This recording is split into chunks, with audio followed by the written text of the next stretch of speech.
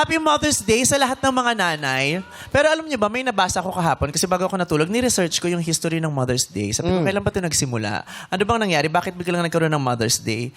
So, ngayon kasi Mother's Day, sinaselebrate natin para pagbibigay-pugay sa mga nanay natin, sa mga kapiling natin, paglalambing sa kanila, pagbibigay ng bulaklak, dinedate natin sila, binabate, hinahalikan, nireregaluhan, di ba? Kaya yung mga ano din, yung mga kumpanya, kanya-kanya na ring kubra, ginagawa, di ba? Ginagawa nilang malaking negosyo itong Mother's Day.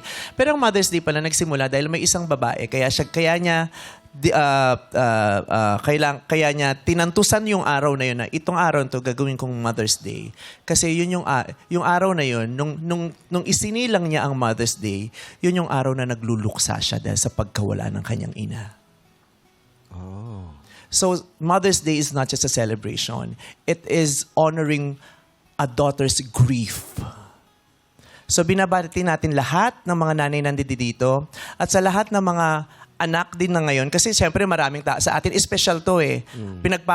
Pinagpala tayo, na privilege tayo because now we are celebrating this moment kasama ang mga nanay natin. Yeah. Kaya sa araw na ito, binibigyan din natin ng paggalang, inirerespeto at kinikilala din natin hindi lang ang pagmamahal ng mga nanay na kasama natin, kundi ang pagmamahal ng mga nanay na nawala.